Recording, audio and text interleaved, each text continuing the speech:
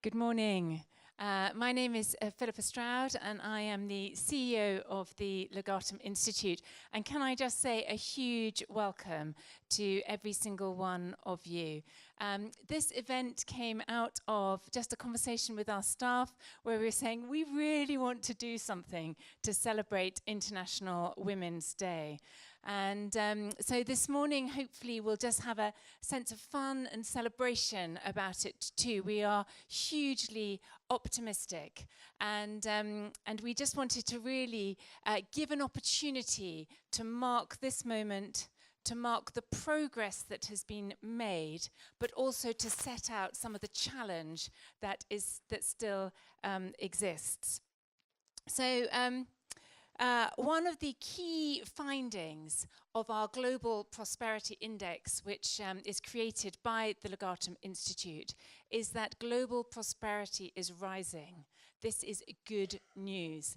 Things are getting better. The reason why I start there is because if you are a consumer of news like I am, you could very easily end up with the opposite impression. But statistically, things are getting better.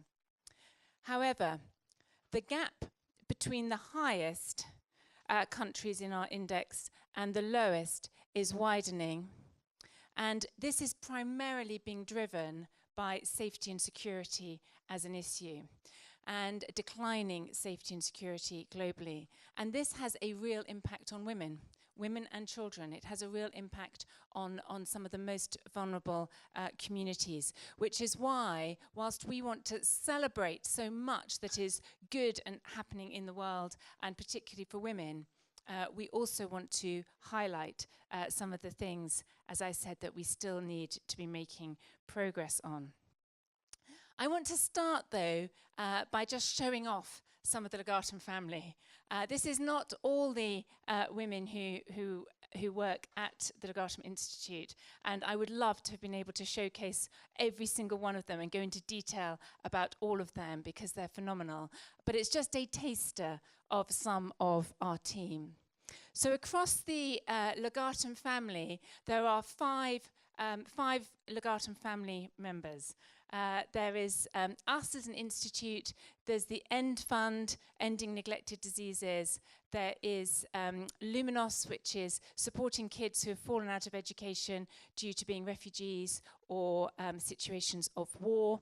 There is the Freedom Fund, which is ending modern day slavery, and then there's the MIT Centre for Entrepreneurs. So this is Ellen, who heads up the END Fund, Ending Neglected Diseases, Sisi Masiyiwa, who is our board member, but also improving conditions in Zimbabwe, Caitlin Barron, who heads up the Luminos Fund on improving conditions of education.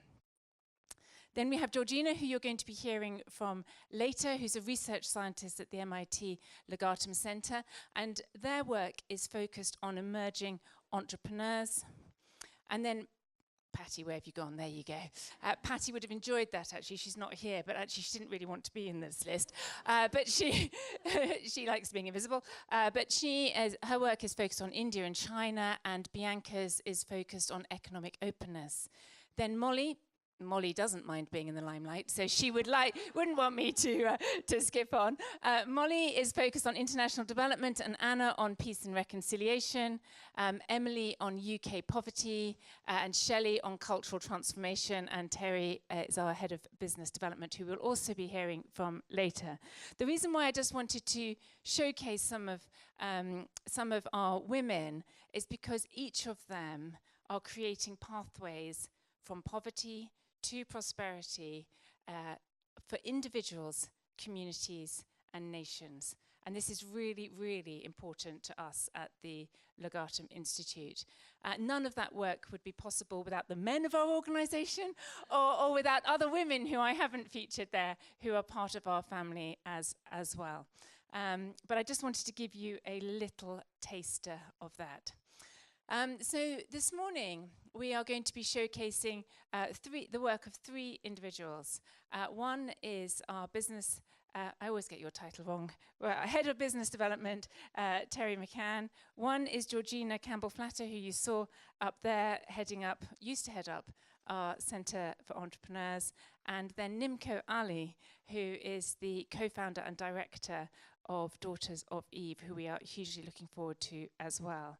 I also want to draw your attention to the artwork that is in the room next door, which is focused on three groups of refugee women, some from the Rohingya, some from Boko Haram, and some from the Yazidi women as well, by Hannah Rose Thomas, who is now on our team here part-time, and we have definitely been trying to get her into our work. But we're going to start with Terrie McCann. So the reason why I've asked Terrie to come is I want her to lay out some of the great things that are happening. And then we will go to Georgina, who will talk to us about how women are being used in entrepreneurship, and then Nimco, particularly on some of the challenges that still lie ahead, and focusing right in on the issue of FGM. So Terrie, do you want to come and join us? Over to you.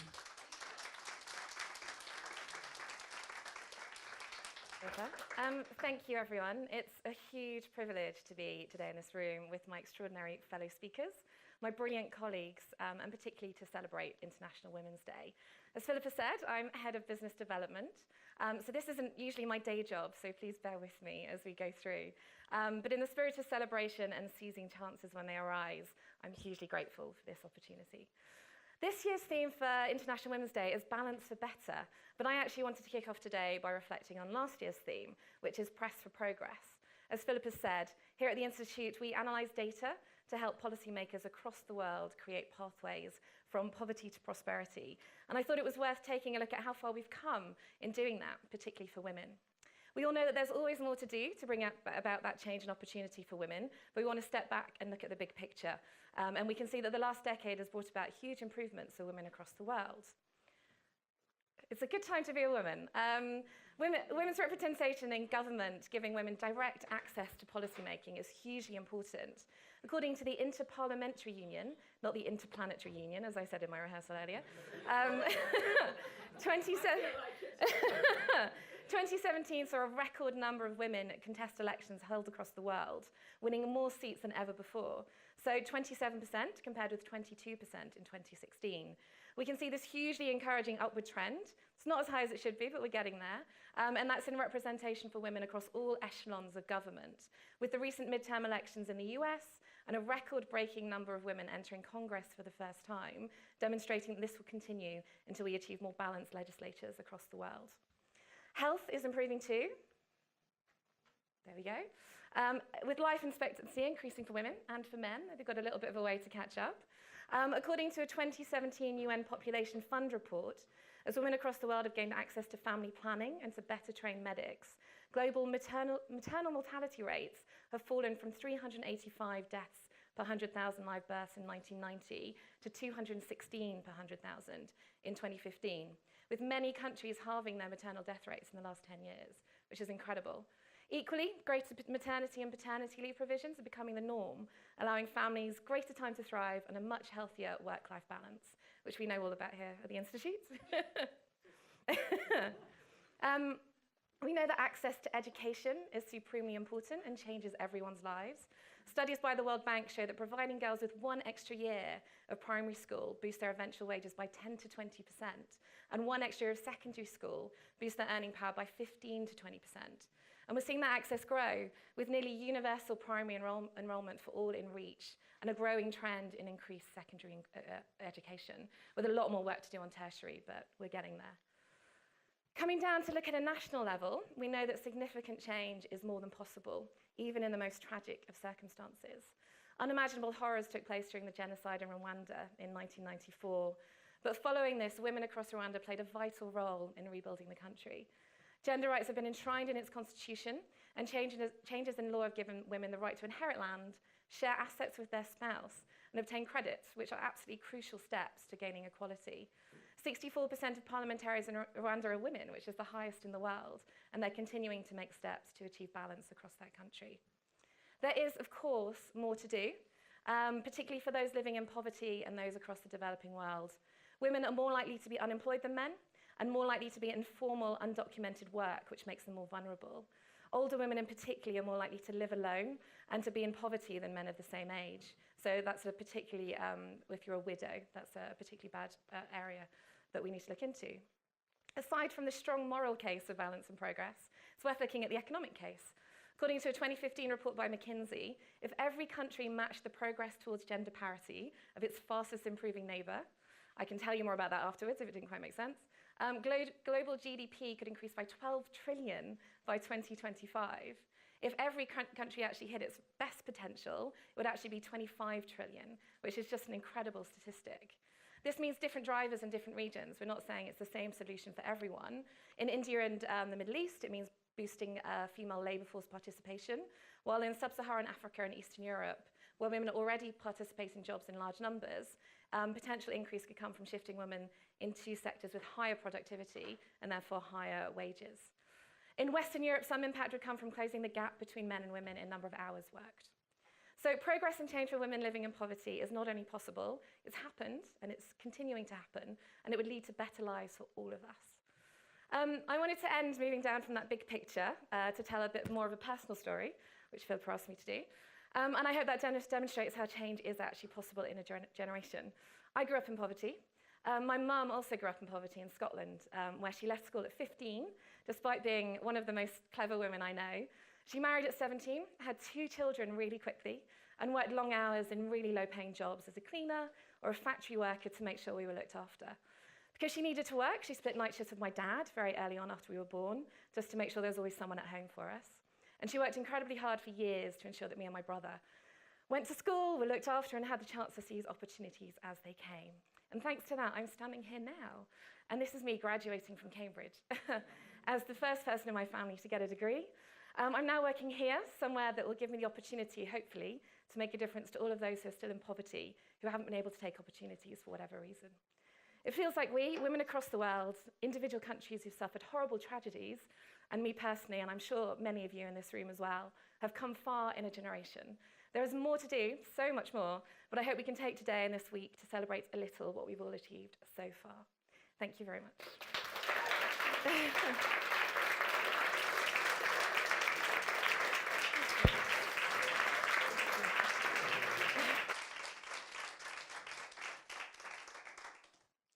I hope you can see why I wanted Terrie, who is our head of business development, to speak today. The reason why I can never remember her title is actually, if you ask anybody in this building what Terrie does, I think they say kind of everything. But Terrie, thank you for the honesty of your presentation, and thank you for that big picture as well. You could expect more moments on a stage like that. Okay, I want to introduce a great friend of mine now, Georgina Campbell, who I have had the real privilege of getting to know as part of the Legatum extended family. So as I said in my introductory comments, Legatum Institute is part of a family of 5, and Legatum Centre for Entrepreneurs is the other part of the family that bears our name. And we love what the Centre for Entrepreneurs do, takes entrepreneurs from emerging nations, trains them, and then sends them back to be transformational. Georgina, welcome to the stage.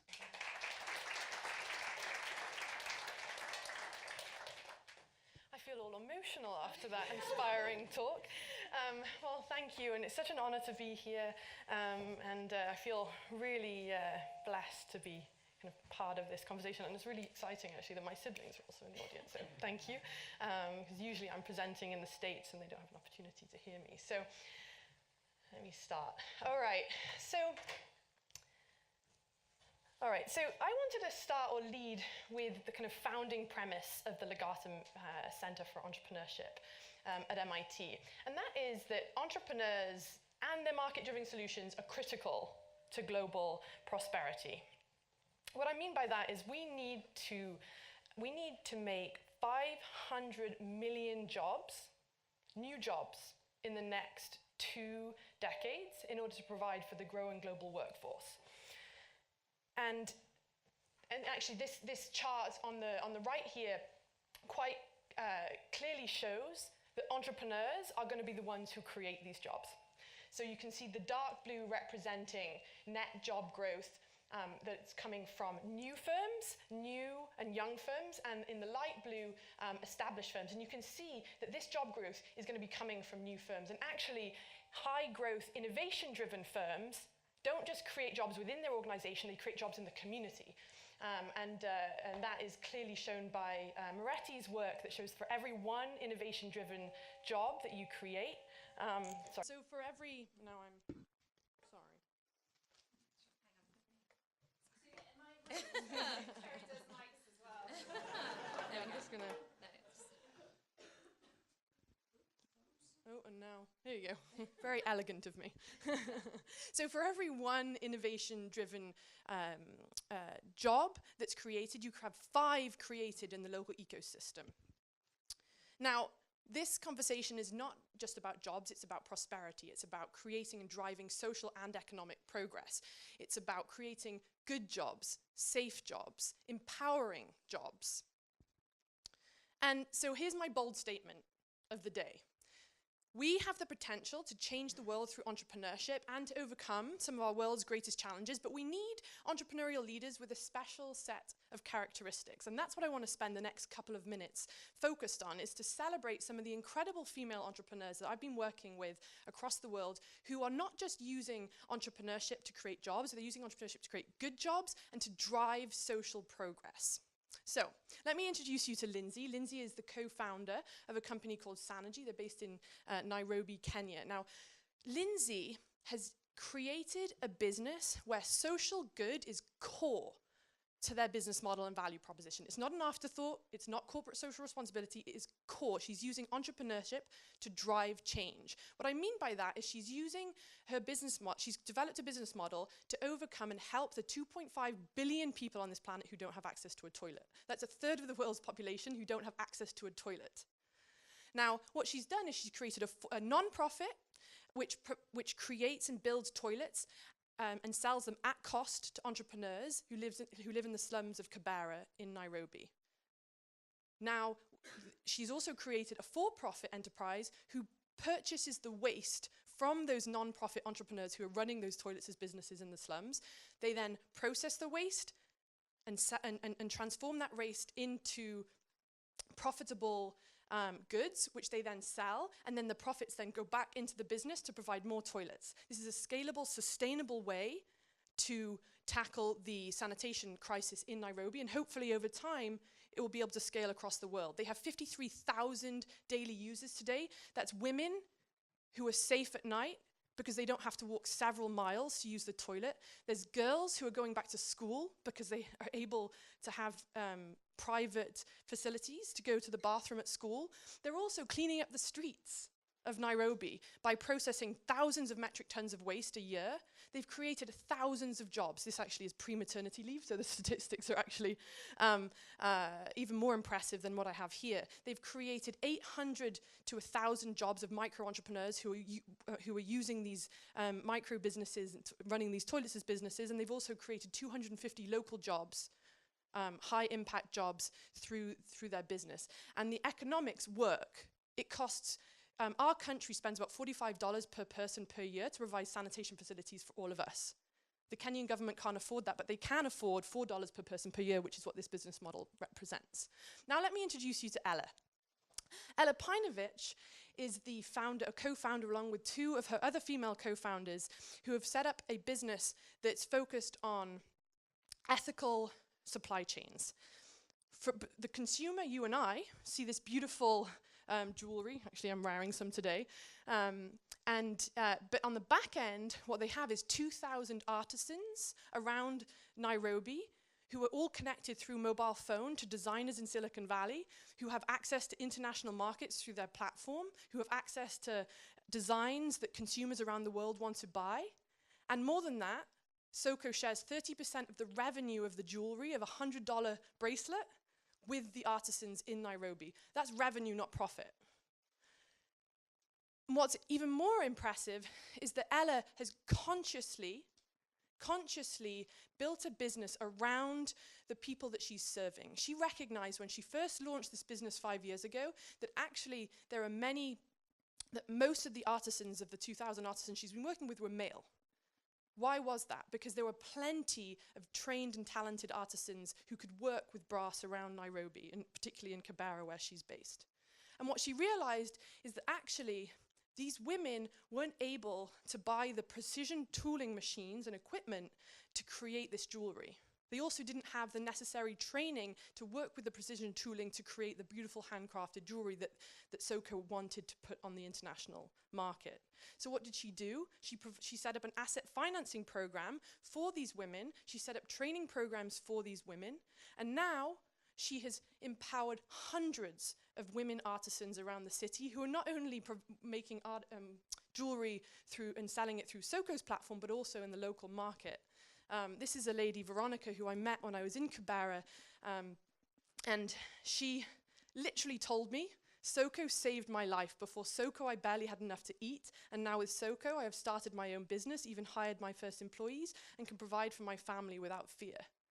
She moved from the slums of Nairobi into the city of Nairobi, and this is an example of creating pathways from poverty to prosperity. Finally, I wanted to introduce you to Alicia. Now, often when we talk about women in tech and women in entrepreneurship, it's because we want to create solutions that make sense for women, and often women were able to come up with those solutions. And actually, Alicia and her company, Bloomertech, is a perfect example of this. 1 in 3 women die from a heart attack. In terms of deaths, 1 in 3 deaths of women are as a result of a heart attack. It's the #1 killer for women in the world. And one of the reasons this is because the data that we have to help women deal with heart disease doesn't exist, because we're not collecting data from women. We're able to collect data much more easily from men because the devices can sit right here. For women, you need something a little bit more complicated and technical. So Alicia has committed the last 5 years of her life to building a device that can be inserted into a bra and collect data that can improve women's health. And over the last year, she's been able to start a company, build the product, and it's very close to hitting the market and changing the lives of millions of women around the world. Now, obviously, these examples are just a few of the startups and the incredible women that I'm working with at MIT. And so I want to ask the question, I wanted to share just a couple of statistics because, these women,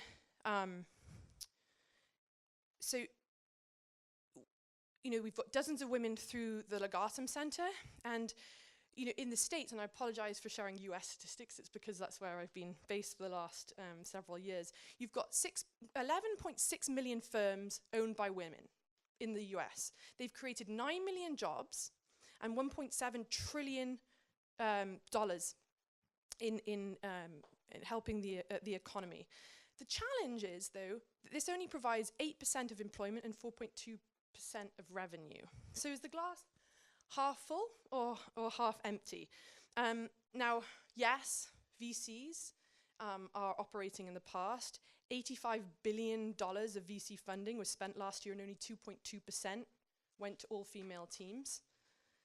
15% of US dollars went to teams with a female co-founder. Only 9% of decision makers in the VC world are women. And 74% of US-based VCs have 0 US investors. Now, women participation at senior levels is 18%, only 8% of representation in C-suites, and 1% of boardrooms have a woman included. However, you hear the stories of Alicia and Ella, and you think, something's happening. From the bottom up, some of these women are overcoming these barriers and are able to create huge amounts of change through their purpose-driven ventures. $20 trillion of consumer spending is women-controlled on this planet. $20 trillion, and actually 80%, women make 80% of buying decisions globally. Now, that's an opportunity for women. First Round Capital released some incredible data just last year that showed that companies with female founders outperformed companies with all-male teams by 63%.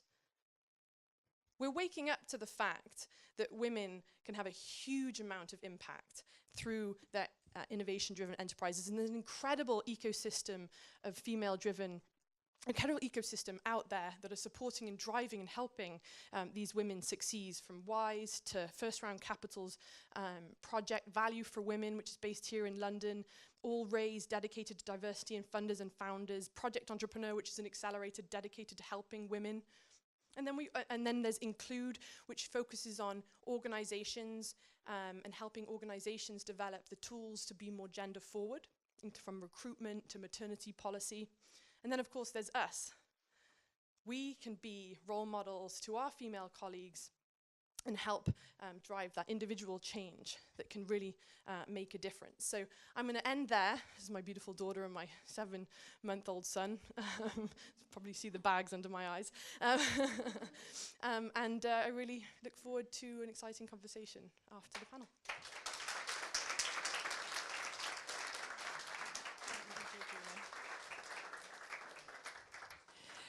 Thank you, Georgina. We love the work of the centre. We love your enthusiasm for it. We love the way that you have been raising up men and women at the centre there, and then seeing them really thrive and flourish. It is my great privilege, except that I think you've still got the clicker. Thank you. I want to introduce Nimco Ali to you now. But before we do that, I just want to share a short video that really summarizes some of the impact that she has been having on the whole issue of FGM. And we're so proud to have you with us this morning, Nimco, and we so hugely respect the work that you are doing, and we know that it is changing lives around the world. But let's just have a look at this short film first.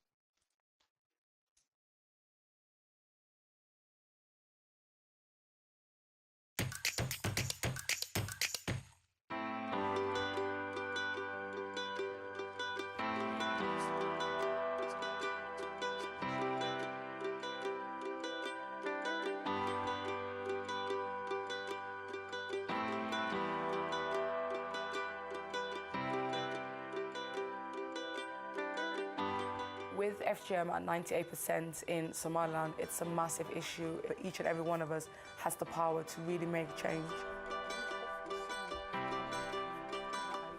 waxaan ku uri waa la sun waxoogaa bade mid wali la daayo caadi ma arag ya wali weyna daba socdaa in si la daayo oo la joojiyo nolobta.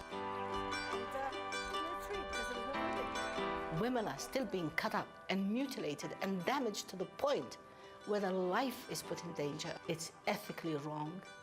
It's professionally wrong. FGM must stop.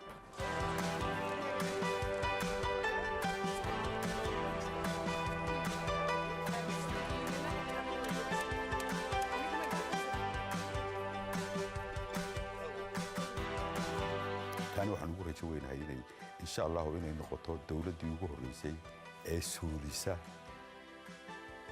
la yiraahdo 100% ma jiraan inay Soomaaliland noqoto wadamada sameeya dhaqanka.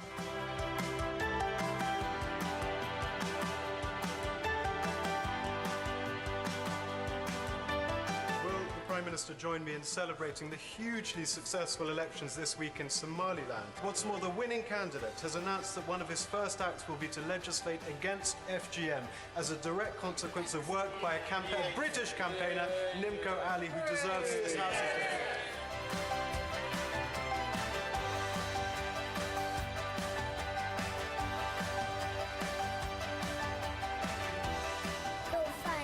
Please support us.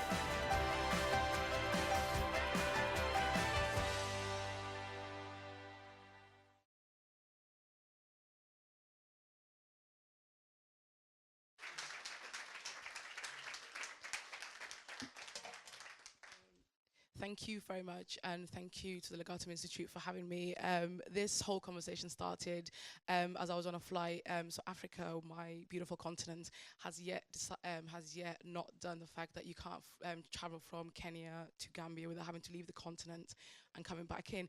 So Molly, who is an incredible person, had invited me to this event that I wasn't able to come, about the role of character in building communities and countries. And I just spent 2.5 weeks in Kenya meeting some of the most incredible women that I've met in my life that have changed me immensely. And I thought there's so much character within Africa's female population that we're not really taking into account. And at the moment, there are about 70 million girls that are at risk of FGM between now and 2030. And I know that there's a tangible reality that we can save every single one of those girls. And to quote last year's International Women's Day about pushing for progress, and the fact that Bill and Melinda Gates always say that progress is possible but it's not inevitable, and that is the key thing. So if I can share my own personal experience, in 2007, I just graduated from Bristol University. I was about to go into the fast stream in civil service, and I was asked to speak to a group of young Somali girls in the local city academy. I went into that room in order to talk about prosperity and actually really aiming to go to the red brick universities within our country, aiming for Oxford and Cambridge, and really just aiming to think outside the box. I had never fathomed that 13 out of those 14 girls had been subjected to FGM in the 21st century in the city which I loved so much. And within that moment, I knew that I was complicit in the misunderstanding of FGM as something that was happening far away as opposed to an organized crime. And I wasn't ready to talk about my own experience. I wasn't ready to take on the issue of FGM on a global level, let alone a national level. So ultimately what happened is that I steadily pushed and looked for other women who were out there talking about FGM.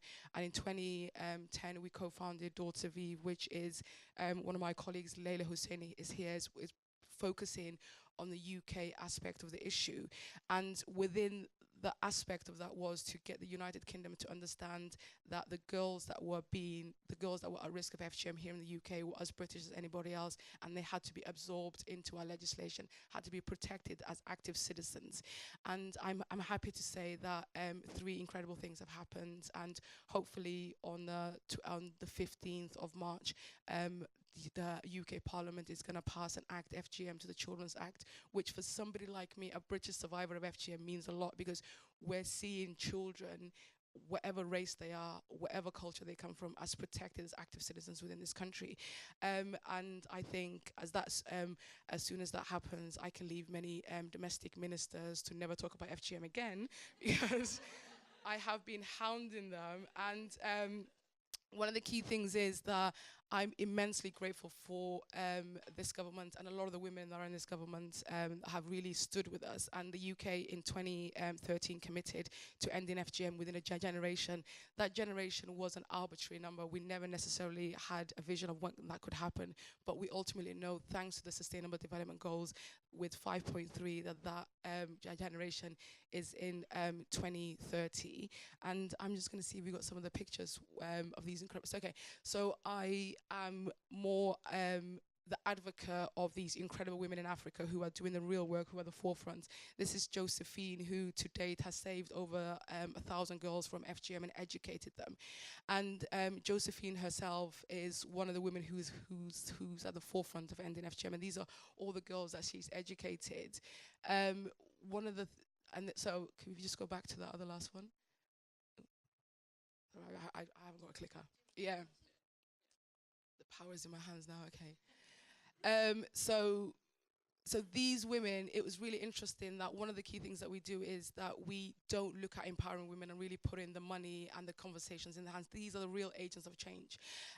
Both these women are wives of a man who has 24 kids. It was an incredible sight.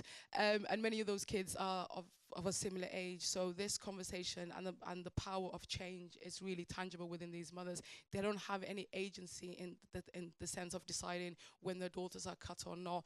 That is decided by the father. And a lot of these Samburu girls, which is in the northern part of Kenya, are cut just before they're married. And when I say married, it's actually a financial transaction. So for every girl that a father gives away, he gets cows or livestock back. So ultimately, it's a business transaction. So he doesn't have any livestock, but he has daughters daughters, so he sells those daughters. This mother, her second daughter is saved from FGM, and so will be the other 10 girls who are within the community. So what had happened was that her daughter, her eldest child, was cut when she was 9 years old, and a week later married off. One of the women in the neighboring communities where the girl was taken, Ruth was taken, called Josephine and said to Josephine, "There's a girl that's crying out agony every night. I just can't bear to listen to this. Can you come and get her?" Josephine, who literally spends less than £20,000 a year, I don't necessarily understand how she does it, and those are one of the key things I'm hoping the Legatum Institute will help us figure out, because I'm all about finance these days, and I can't say that word in number 10 tomorrow. Apparently they can't talk money. Yeah, I know. I don't want to get kicked out. So ultimately, what happened was that Josephine went and picked up the Ruth, and one of the things that Josephine does is not just educate these girls, but create a relationship between the mother and daughter and reconciliate and really understand what's going on. So after 7 years of the mother coming off and on to visit Ruth at the rescue center, Ruth decided that she wanted to go back to her village over Christmas to celebrate the first Christmas in almost 8 years with her family. Her father had in that time lost some of his cattle to some kind of accident, and he had another daughter who he thought he could exchange for more cattle in order for him to build up his livestock. And he thinks that his poverty and the reason why he's in poverty is because he hasn't got any cattle, rather than the fact that he's got 24 kids and 3 wives. But I did not have that feminist conversation then. So ultimately, so what happened was that Ruth found out that her father had organized the marriage of his daughter, his daughter, her sister, and she called Josephine, and that girl was rescued. So Ruth's younger sister is now 12 years, so she's about to turn 12. So she's one of the first in her family not to be cut, and also not to go into early forced marriage. Will be fully educated and able to return to her community as an empowered young woman who has real agency. We ended up going to the community and seeing that there was 10 other girls, and there was an elder sister who had come back into the family who was dedicated to ensuring that her 10 sisters were not cut. Those girls are part of the 17 million girls that are at risk of FGM. But ultimately, one of the key things that she said to me was, if I don't have access to education for these sisters of mine, if I don't have the ability for them to have health access, then there is no point in them being saved from FGM. So for me, as an activist against FGM, I can take you to the forefront of changing the value of girls, but the next step has to be about real investment and of us all thinking about how we value girls on the continent of Africa and beyond. Saida, who is a Somali Kenyan, shared one of the most incredible, impactful and financially forward-thinking ways of ending FGM. Within the community that she's from, the Somali community, just like mine in Somaliland or in actual Somalia, FGM is almost universal. But for her, what they did is that they gave a different revenue source to the cutters. And this was about 25 goats to each cutter, which in total cost about $1,000. That's about £800. I haven't checked the exchange rate today. But around that point. And that actively meant that those women were out of business and didn't want to cut girls anymore, because there was a financial conversation there. Different things work for different communities, but it's about really investing in these women who are the real agents of change and getting full turnaround. So this is Jaha, who is an incredible young American Gambian activist. There's a film called Jaha's Promise that if anybody wants to see, I'm happy to send a link to. Jaha was cut when she was under a year old, trafficked to the United States to marry a man when she was 15. Ultimately had 3 kids and went back to the Gambia in order to legislate for change, and that cost £25,000. That was one of the only key finances that came from the DFID's commitment to ending FGM. That legislation was passed, and now what Jaha has done is that she's working with widows and community leaders, women. And so this plot of land that you see there is these women have been funded through JAHA after they've ended FGM in order to start a communal garden where they're growing their crops and selling them up forward. JAHA's using her own money, about £300, in order to create a lending circle where each and every woman can upscale her business and take it to market. So, and these are some of the other women who, because they're married so young to older men, ended up as widows and didn't necessarily have the ability to take those things forward. So for me, these two things are the future of Africa. It's the female future of Africa. These are young girls in education, and this is about us trusting women on the front line who are not only ending FGM, but they're creating new innovative ways of really financing the continent. So for International Women's Day, we can end FGM by 2030. For me, when my niece was born in 2010, the number of cut women within my family outnumbered the number of uncut girls, because we had 3 girls that were born in our family. In 2017, October 2017, the number of uncut girls in my family outnumbered the number of girls who'd undergone FGM. My niece turned 8 in January. I was cut when I was 7. So the reality is that things are different, and her life of being free from FGM, fully educated, and free from early forced marriage, and a lot of the things that her counterparts on the continent of Africa are facing, it's something that we've all achieved. And I want to say that we are a generous country in the sense that we commit 0.7% of our GDP to our international development, and that is great, but we have to look at the feminine way we spend, so we have to place gender at the heart of that. I'm not really good at talking at you guys, so I'm going to sit down. I'm really open to a lot of questions, and just think that these girls really need us, and we need to hold hands around the world.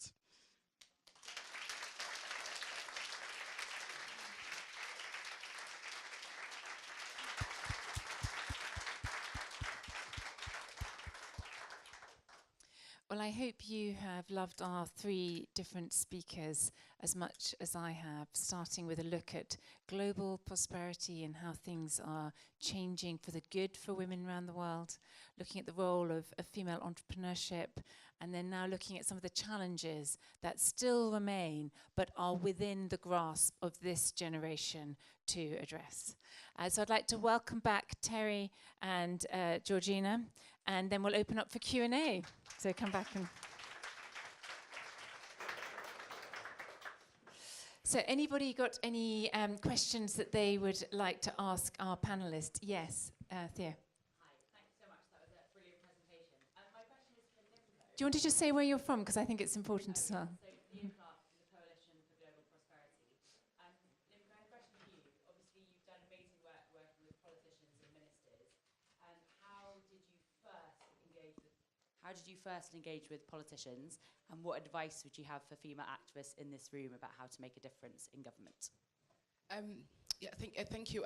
Ultimately, my first engagement with politicians started with a spat with Lynn Featherstone on Twitter, because she was talking about the FGM as a community issue that came through poverty, and I sent her a tweet back and I said, actually FGM is violence against women and girls, and you talking to just community leaders who are men is not really challenging the issue. And she replied back and said, have you been to Africa recently, and what is your experience? And I said, don't try, literally, my quote was, don't try to out-African me.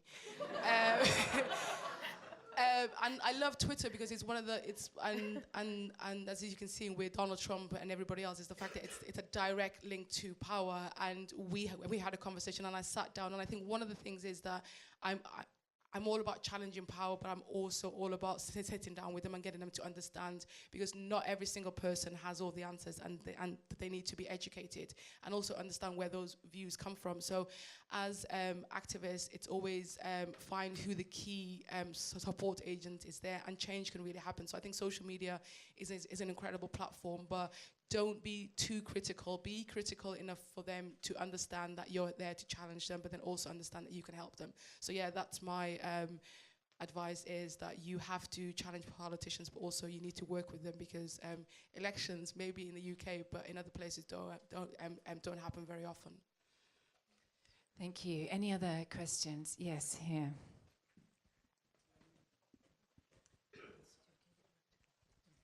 Lady in the red. Sorry, I'm going to ask Nimco as well. My name is Alima Tudi Monikeni, and I'm an FGM survivor, but also a campaigner. And Nimco and Layla sort of were the people we saw firsthand what it meant for women like us who grew up in the UK and were British and didn't understand that people knew about FGM.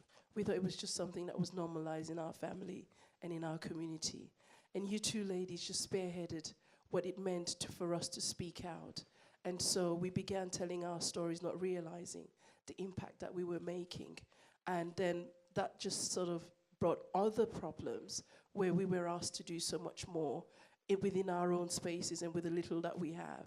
And we sort of went into a battlefield as such to try and make a difference in our community. And I know you talked about investing in women. A lot of us are being asked to do so much more that we can actually do for ourselves and put our lives at risk, especially campaigning against FGM in countries such as Sierra Leone, where I'm from, which is very heavily politicized. But women are doing tremendously well and doing so much more in terms of changing the narrative and changing what FGM is in Sierra Leone. And so my question is to yourself and everybody else, because we've been looking at new innovative ways of talking about violence against women and girls, from small initiatives, such as small, medium enterprise programs, investing in men sometimes, in order to get the women to have that free space. You mentioned about Josephine's role in starting up something so small and making something so big out of it. What would you say in a room full of this? Sometimes we're always told, well, we can't invest in frontline or grassroots, or it's so harder terrain to go into. What would you say to people in this room and potential investors in people like us? We're not business people, but what we believe in is change, and we're ready to make that change, and we just wouldn't stop at making that change. So what would you say? And thank you so much. We never get to see the two of them in the room, because they're always all over the place, traveling all over the world. And to have the both of them in the room, it's an honor for us. Yeah. So, but it's to yourself and the panelists, if you could help with that, with a question, an answer for us. Thank you. I'm going to set the seed in terms of and throw it back to you guys, because ultimately it's about data, and one of the real reasons I'm immensely grateful for the Legatum Institute and also for government for hosting these events is that we haven't created the data to show that what it means to invest in ending FGM and what it means in order, so the return on women. So if you can kind of show examples of that, and that would be great for me. So I'm thinking just data is what we can all do here, is actually really get some research out there. Terrie, did you want to comment? Yeah, so we have our Prosperity Index, which measures countries across the world, and I think we have 142 countries in there, and that gives that very big global ranking. But what we have at the bottom of that, which is fantastic, is hundreds of sub-indicators and so much data that we split into gender. And just, I think you're absolutely right, having that data is powerful. If you can talk to a leader in a country and say, you are missing out on these incredible women and the potential they have, you can absolutely change your country just by investing in them and trusting what they're saying. I think the McKinsey report I would recommend it to everyone. It came out in 2015 and really tries to look at the scenarios where women across the world are reaching their full potential economically. And that is kind of such a massive resource. We also talk about social well-being and just how a happy nation and happy people in a country also make a huge difference to their prosperity. So I totally agree. Looking at data, looking at the various sets of data, we have lots of data experts in the room, and I'm sure they'll be delighted to talk to you about it afterwards. I'm supposed to be chairing this, but I'll just comment as well, because I can't help myself. The philanthropists and investors are always looking at something that's achievable and that they can actually say, we did this or this number in X amount of time. And something like ending FGM falls fairly and squarely into that bracket. It is possible to measure a change in a generation. And sometimes it's, as activists, we make the compassion argument with politicians. Having sat on the other side of the table, The compassion argument doesn't always work with a politician, but the economic argument really, really does. And learning to translate some of this into an economic argument, which it quite clearly is as well. I mean, obviously it's the right thing to do, it's the compassionate thing to do, but the thing that wins it in the mind of a politician is it the economically right thing to do? And I think sometimes we need to be prepared to make arguments that don't necessarily sit so comfortably with us for the sake of the hearer, rather than because it's the, that compassion argument wins the day every time for me. It's enough, but it's not enough always for our politicians. Yeah. There was a lady just behind you who's, and then I'll come to you. Hi, my name is Sabi Tibbets. I'm an India specialist. It's a question for Georgina about Sanergy. I was recently at the House of Commons and there was a discussion about protection for women and no access to sanitary facilities and so how they were missing school, exactly the same as in Nairobi.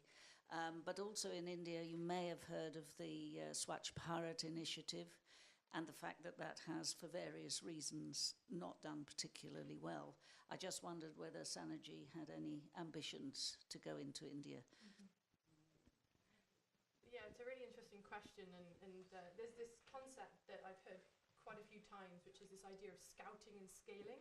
You see this amazing solution in one part of the world. Why can't you just take that and put it in another region and impact just as many people? And I think that entrepreneurship and building and scaling a business is a lot more complicated than that. Because when you first start a business, you're resource constrained, and you have to focus on your number one priority, which is your customer and building a business, and then you have to raise money and educate your team and empower your team, and so I can't speak on behalf of Sanergy, but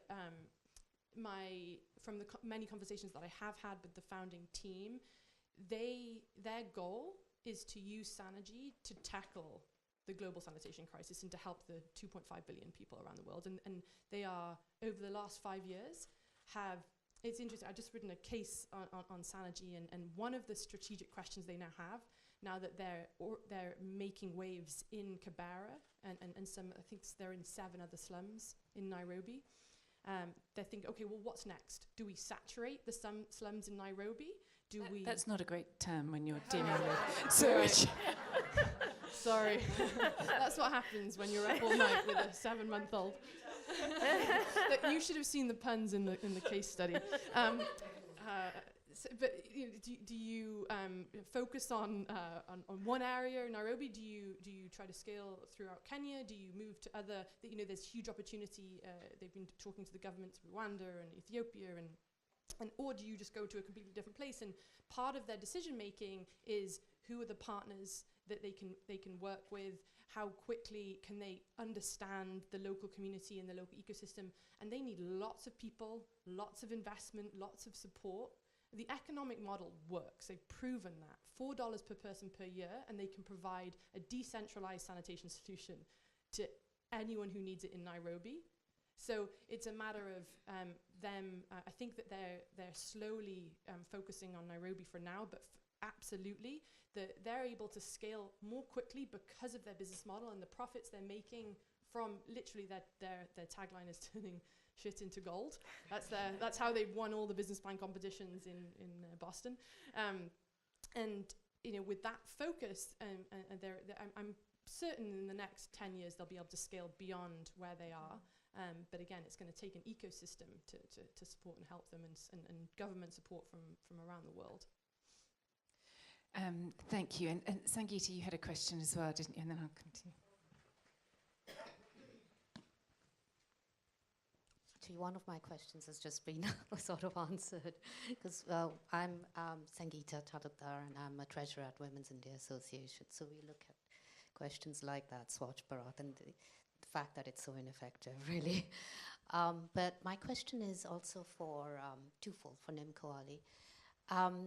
The fact that I know that Barnardo's, that there's this problem in the UK. So just as quarterly statistics in the UK, I think 2017, the last quarter showed there were about over 1,000 women who'd been affected by FGM. So I know that through some of the work I've done with Barnardo's, that they've got together with a local government association and they're trying to tackle this problem here in the UK.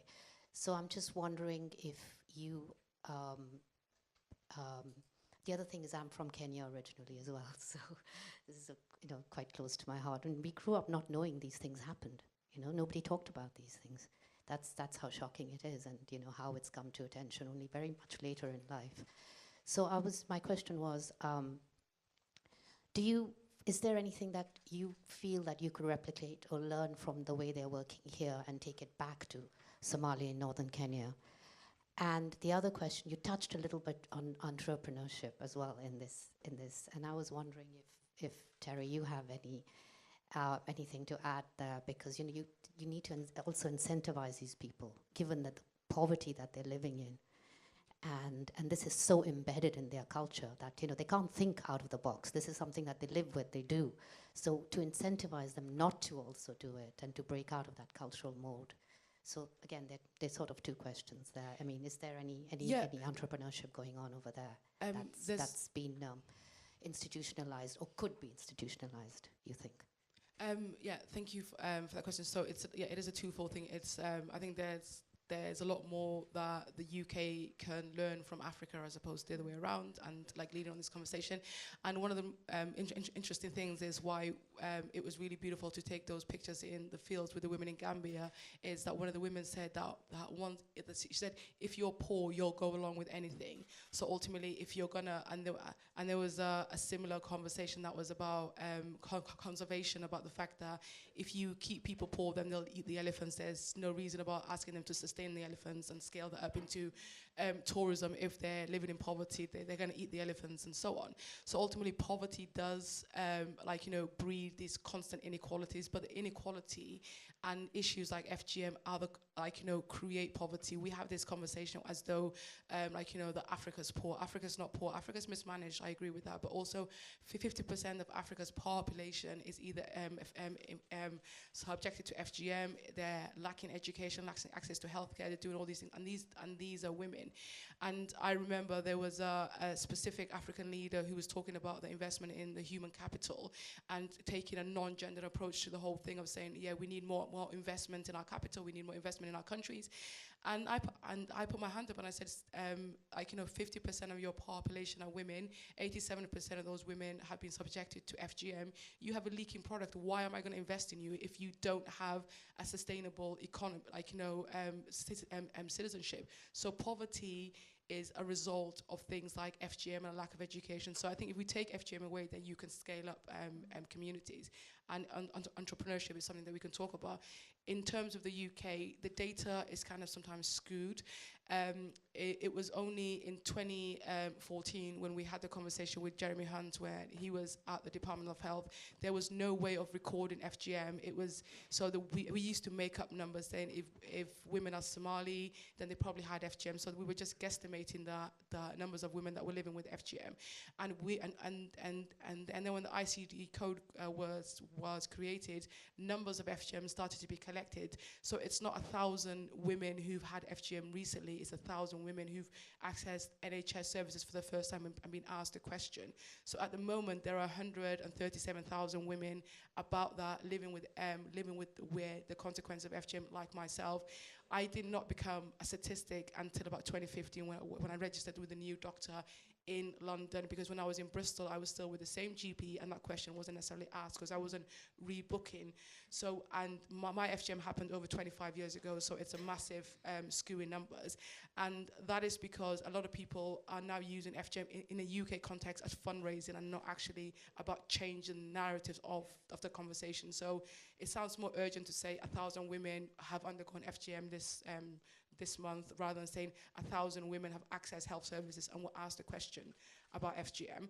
But ultimately, and one of the things, I'll stop, but one of the things is that I really want a protection register in the sense that there is nothing wrong with the Department of Health actually collating information which it already has about women who've undergone FGM and providing those women with actual support to understand that not only that FGM is illegal, but the fact that it's wrong, and really deal with the psychological issues of FGM, because women repeat traumatic experiences because they haven't dealt with it. 3.5 weeks ago, one of my best friends, sister-in-laws, had a baby. She is UK educated, she's an ophthalmologist, she thinks FGM is okay, and she said, I won't do it because somebody in the family will probably call the police. It shouldn't be a policing issue. It should be an issue, the fact that that woman is stuck in a cycle of thinking that the issues that happen to her are normal, and then she wants to repeat it because she can probably never see herself as an active Somali woman without being cut. So I do hope that the key thing that the UK can do is actually set up a protection register that works with women, and it's easier to change ending FGM in Africa because it's so universal that people can remove it if we make the financial case. We unfortunately have run out of time, and there are lots of people kind of doing this with their hand around the room. All our speakers are going to be around now next door, so do feel free to ask any of them any of the questions that you did have. But we really wanted today to be a celebration of women in our nation and around the world. And we also wanted it to be a time with an optimistic message, but drawing attention to what change still needs to happen. But there is hope that actually in a generation we can change some of these things. So would you join me in just saying a huge thank you to our speakers?